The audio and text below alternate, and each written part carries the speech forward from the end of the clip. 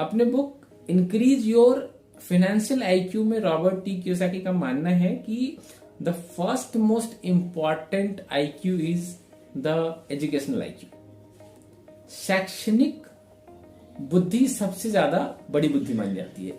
आपको अपने जीवन में इतना पढ़ा लिखा होना चाहिए कि उस पढ़े लिखे के हिसाब से आपको गणित करना आना चाहिए, आपके पास आंकड़ों का आकलन करने की बुद्धिमत्ता होनी चाहिए, आपके पास इतनी आईक्यू होनी चाहिए कि आप चीजों को अपने हिसाब से कैलकुलेट कर सको और चीजों को रेफरेंस के तौर पे कहीं यूज कर सको। पढ़ाई लिखाई, नॉर्मल आम भाषा में पढ़ाई लिखाई, स्कूलिंग जो होती है वो शैक्षणिक योग्यता में मानी जाती है, और वैसी शैक्षणिक योग्यता जिसकी पढ़ाई करने के बाद आप कुछ आकलन कर सकते हैं आंकड़ों के हिसाब से। जैसे मान लीजिए कोई मौसम विज्ञानी है, मौसम विज्ञानी उनके पास कैलकुलेशन की टेक्निक होती है, टेक्निक के आधार पे वो बता सकते हैं कब तूफान आने वाला है, कब बारिश हो सकती है, बारिश की क्या संभावना है, कौन से मौसम बारिश होगी, पूर्वानुमान लगाया जा सकता है कि आखिर इस वक्त मानसून कहां तक पहुंचा है। तो ये शैक्षणिक योग्यता में आता है। दूसरी सबसे महत्वपूर्ण योग्यता रॉबर्ट टी कियोसाकी के अकॉर्डिंग है, वो है आपकी प्रोफेशनल योग्यता या प्रोफेशनल आईक्यू, या फिर आप उसे बोल सकते हैं पेशेवर बुद्धि। अब जैसे कोई डॉक्टर है, कोई इंजीनियर है, कोई पेशेवर पेंटर है, कोई पेशेवर कार बनाने वाला है, मतलब उसके अंदर कुछ ऐसी योग्यता है जिसे उसने वर्षों की मेहनत से सीखा है। उस योग्यता से वो लोगों की समस्या को सुलझाता है और लोग उसके बदले से पैसा देने के लिए तैयार हैं। जैसे डॉक्टर के पास एक अनुभव होता है, उसके पास एक्सपीरियंस होता है, वो प्रोफेशनली इतना ज्यादा नॉलेजेबल होता है पर्सन की वो लोगों की स्वास्थ्य की समस्या सॉल्व करता है, लोग उसे पैसा देते हैं, पैसा ना देने का कोई सवाल ही नहीं। एग्जाम्पल के तौर पे रॉबर्ट टी कियोसाकी कहते हैं कि मान लीजिए उनकी कोई कार खराब हो जाए, अब कार बनवाने उनको जाना है तो कार बनाने वाले मैकेनिक को वो खुशी खुशी पैसा देंगे, क्योंकि यह उसकी प्रोफेशनल योग्यता है कि वो कार ठीक कर सकता है, और उसके बदले पैसा देना लाजमी है, लोग देंगे पैसा। तो ये बहुत इंपॉर्टेंट है। दूसरा IQ, that is professional IQ. The third IQ which he suggest is that is स्वास्थ्य की बुद्धि।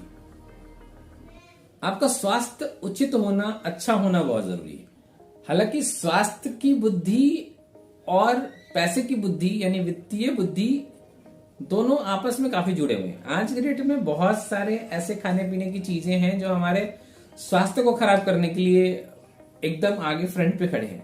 हम आज के डेट में फास्ट फूड खाते हैं, जंक फूड खाते हैं, ऐसे पेय पदार्थ पीते हैं जिससे हमें पता है कि हमारे स्वास्थ्य को खराबी होनी है, फिर भी हम उससे इस्तेमाल करते हैं, उसका उपयोग करते हैं, उसका उपभोग करते हैं और फिर स्वास्थ्य को खराब करते हैं। तो ये स्वास्थ्य की बुद्धि होना भी उतना ही इंपॉर्टेंट, यह जानते हुए कि एक्स चीज को खाने के बाद वाई बीमारी हो सकती है, क्यों खाना, क्यों पीना, हम उसे क्यों नहीं छोड़ सकते।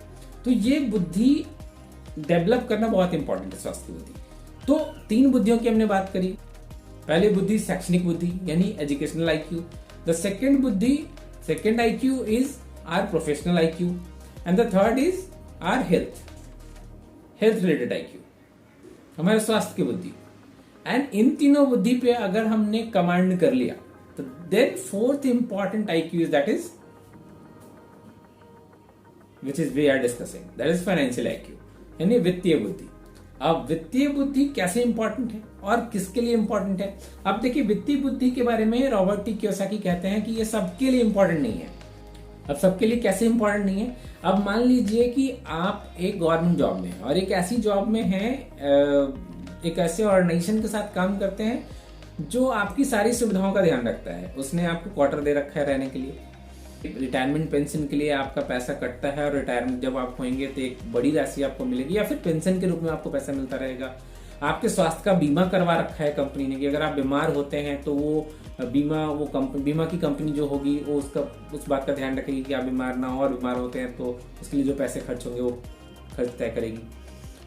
अगर ये सारी चीजें कवर्ड हैं आपके ऑर्गेनाइजेशन के द्वारा, या फिर आप या तो वो गवर्नमेंट ऑर्गेनाइजेशन हो सकती है या फिर आप प्राइवेट ऑर्गेनाइजेशन जहां भी काम कर रहे हैं, अगर ये सब कवर्ड है तो आपको फाइनेंशियल आईक्यू की जरूरत है। और यही रीजन है कि हमारे स्कूल कॉलेज में फाइनेंशियल आईक्यू नहीं पढ़ाई जाती, क्योंकि हमारे टीचर्स जो होते हैं ज्यादातर वो खुद ही एक ऐसे बकेट में फॉल करते हैं जिनको फाइनेंशियल आईक्यू की जरूरत नहीं है। उनकी सारी सुविधाओं का ख्याल गवर्नमेंट रखती है, उनको पेंशन मिलते हैं, उनको परमानेंट पैसे मिलते हैं हर महीने सही तरीके से, उनकी स्वास्थ्य सुविधाओं का ध्यान, तो बहुत सारी चीजें हैं। और इसी वजह से उनकी खुद की फाइनेंशियल IQ भी डेवलप नहीं होती और वो अपने स्टूडेंट्स को भी फाइनेंशियल IQ के बारे में नहीं पढ़ाते हैं। और यही रीजन है कि स्कूल कॉलेज में भी इसकी पढ़ाई नहीं होती।